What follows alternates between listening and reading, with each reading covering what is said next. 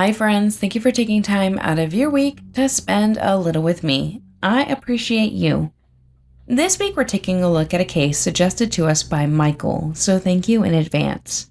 I ask you all to join me as we discuss the disappearance of Virginia Douglas. Virginia Douglas, born sometime in 1919, married Frank Douglas Sr., a banking vice president at Merchants Bank in 1942. According to Frank, the two had a solid relationship and called Virginia his best friend. They purchased a home at 220 Folan Road in Lexington, Massachusetts. Together, the couple welcomed 3 children, Marilyn, Frank Jr., and Virginia, whom they called Jenny. Frank was able to support the home, allowing Virginia's sole focus to be on raising the children and caring for the home. When the children moved out and Frank retired, Virginia continued to find others to care for, while Frank focused on leisure activities. Their youngest daughter, Jenny, moved back home due to a divorce but worked full-time as a flight attendant, so she was often gone. While Virginia volunteered her time helping the elderly, Frank became involved in chess and tennis, often leaving Virginia at home. Virginia was described as intelligent, warm, and caring. The Douglases were often seen by neighbors taking walks or working in their yard. By all accounts, they seemed like a very happy couple.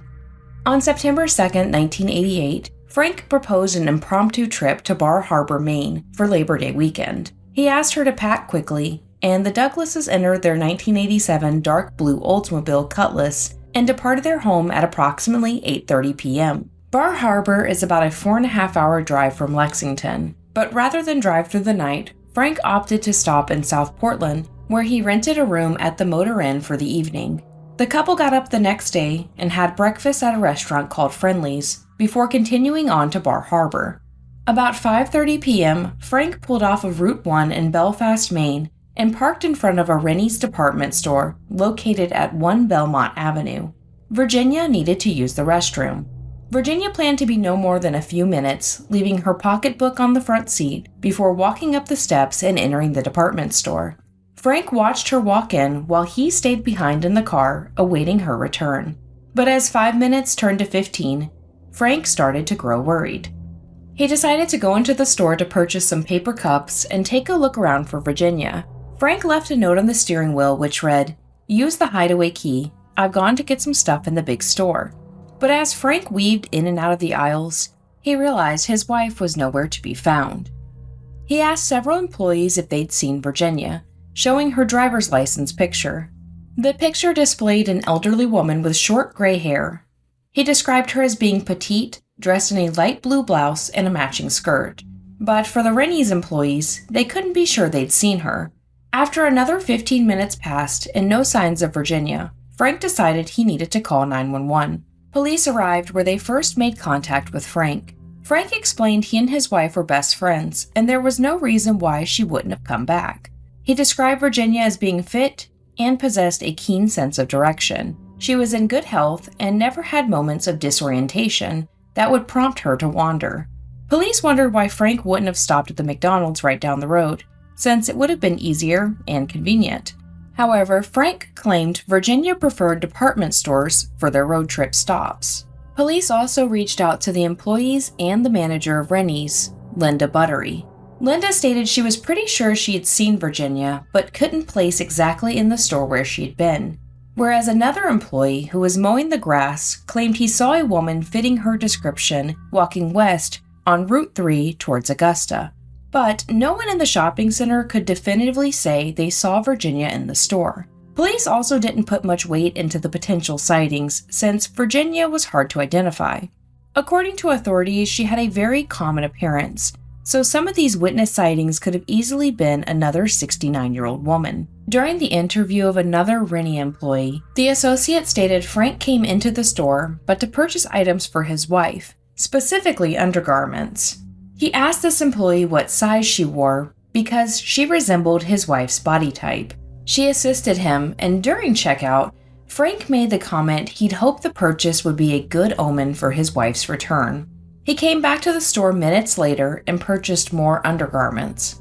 After interviews were conducted, police turned their attention to the couple's car. During a 2-hour search of the vehicle, they discovered Virginia's suitcase, which had no undergarments other than the newly purchased items. Investigators found this odd since they couldn't believe Virginia would have forgotten such an essential item and not planned to purchase them herself while she was in the store. Some items from the car were removed, including part of the trunk lining, but police would not clarify the reasoning for this. Game wardens, state and local police were brought in to search the woods next to and behind the plaza for 2 days with dogs. A National Guard helicopter scoured the area north and west of the Rennie shopping plaza for more than an hour while the ground search pursued. State police discovered what they thought might be fresh tire tracks near the woods. Because of this, impressions from the Oldsmobile were taken, but it was never stated whether the treads were a match. They searched late into the night until rains forced them to call it quits. The search was picked up the following day, where again, no sign of Virginia was discovered.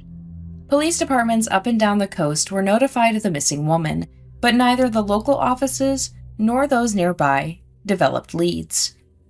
They continued to search into the week. The ground search was extended 5 miles from Belfast in each direction along U.S. Route 1, as well as 5 miles inland and along State Route 3. At the time, police did not confirm if foul play was suspected. Meanwhile, Frank made his own base of operations out of the local motel. He hired an additional team of dogs to search the woods behind the shopping center, but again, nothing was discovered.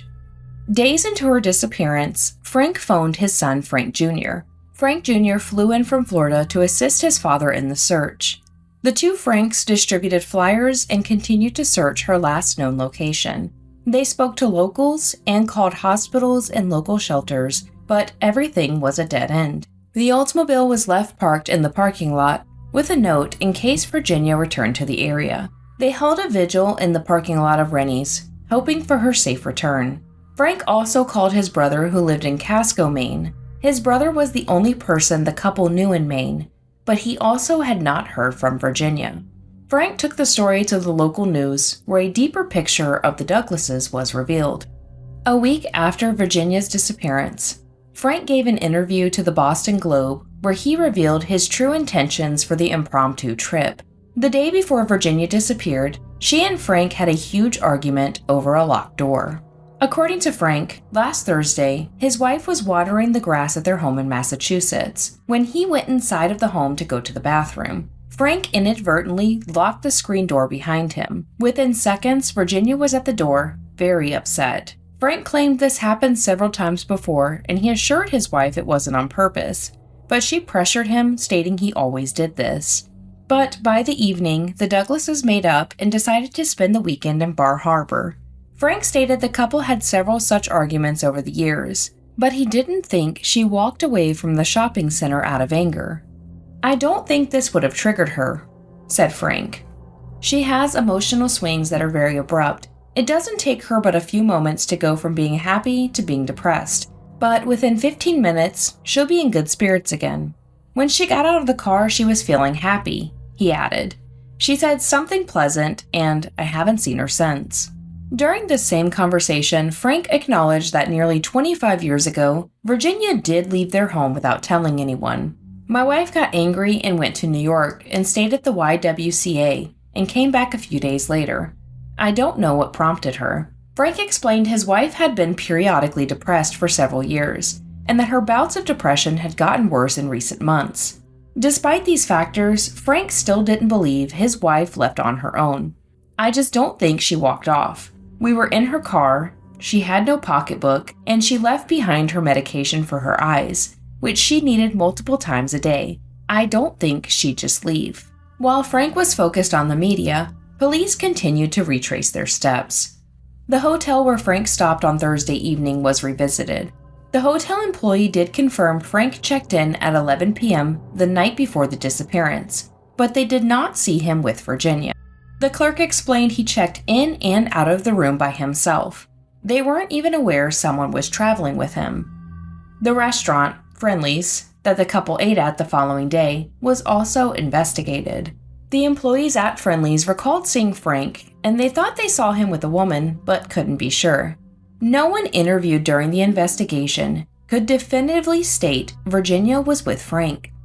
Frank and his family didn't believe she just left, and police didn't believe she was abducted. Police started operating under two theories. Either Frank was wrong and she did just leave, or she didn't make it to Maine. Back in Massachusetts, the couple's youngest daughter, Jenny, was concerned for her parents.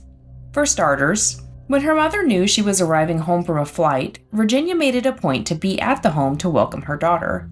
She wanted to ensure she made it home safely, and the day they left, Jenny was set to arrive at 9:30 p.m., meaning this left no chance for either parent to welcome her home. If the couple had planned to not be home, Jenny would have known. Jenny also stated an impromptu trip was very out of character for both of them. When Virginia planned to travel, she always prepared her home by ensuring the inside was well cleaned and the shades were closed. But upon her arrival, Jenny claimed it looked as if they'd planned to be gone just a few hours, not days. After her observations, Jenny called the police where she learned her mother had gone missing. Massachusetts police arrived at the couple's home where Frank consented to a search.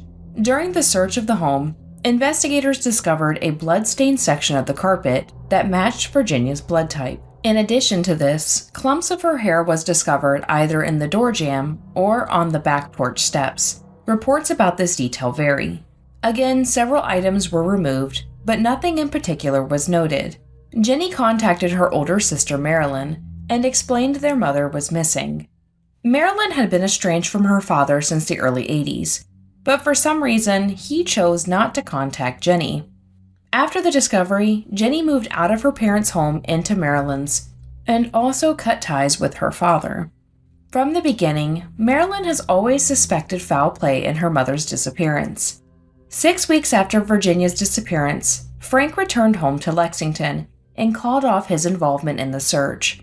He quit calling police for updates and stopped talking to reporters. 3 months after, the Douglases' daughters stated they believed their mother was murdered. They told reporters they knew she was murdered, but wouldn't name who they suspected due to the legalities of it all. The girls explained the proper authorities were alerted, and now they just waited for results. Jenny and Marilyn held a memorial for their mother in St. Petersburg, Florida. Frank was not invited. Frank returned to his normal life quickly, returning to his tennis and chess, but according to friends, he always made a point to bring up Virginia. On the anniversary of her disappearance, Frank randomly retained counsel, stating his reasoning as, in case he became a suspect. On December 28, 1989, police officers received a tip that resulted in a search around Sebago Lake in Maine. 2 police dogs, officers from Lexington, and state police from both Massachusetts and Maine participated. A 6-hour search of the area surrounding the lake was conducted, but no traces of the missing woman were discovered. Sadly, this was the last publicly known effort in the search for Virginia. Police stated until a body was discovered, her case would stay classified as a missing person. On September 1, 1991, Frank was officially named a suspect in her disappearance. Lexington Police Lieutenant Stephen Core, alongside Virginia's daughters, long since believed that Virginia was deceased, and the only possible suspect was no other than Frank. Lieutenant Core believed Virginia never made it to Maine. He refused to comment further and wouldn't verify if Frank was questioned, but stressed they were still actively pursuing Virginia's case. Once Frank's name was in the headlines as a suspect, Marilyn and Jenny didn't hold back. They claimed they knew their mother was dead because she wouldn't be out there and not reach out to them, especially after all of these years. Marilyn proposed a theory about that fateful day in 1988. She believed Virginia's death was an accident and Frank panicked. He disposed of her body and concocted a ridiculous story that fooled no one. Both girls have pleaded with their father over the years to tell the truth so they can provide their mother with a proper burial. Frank proclaimed his innocence until his death. Frank Jr. believed his father, and as a result, this drove a wedge between himself and his sisters. Although no concrete evidence could tie Frank to the crime, the circumstantial evidence cast doubt on the story he told. Frank never returned to Belfast and never contacted police for updates on Virginia's case. Virginia Douglas's case is still considered an active missing persons investigation. If you or anyone you know has information about the disappearance of Virginia, please contact the Belfast Police at 207-338-2420 or Lexington Police at 781-682-1212. I will leave these numbers in the description of this video. Hi friends, if you made it this far, thank you so much for watching. As always, I'm interested in hearing your thoughts, so leave them below and we can chat about this case. If you found this to be informative, please consider giving the video a thumbs up to let YouTube know you want more from me. And lastly, if you're not subscribed yet, you should, because we would love to have you under the ash tree. Thank you again to Michael for suggesting this case. I hope you all have an amazing week ahead of you, because you deserve it. But for now, we must part ways. So stay safe out there, and I will see you in the next one. Bye, friends.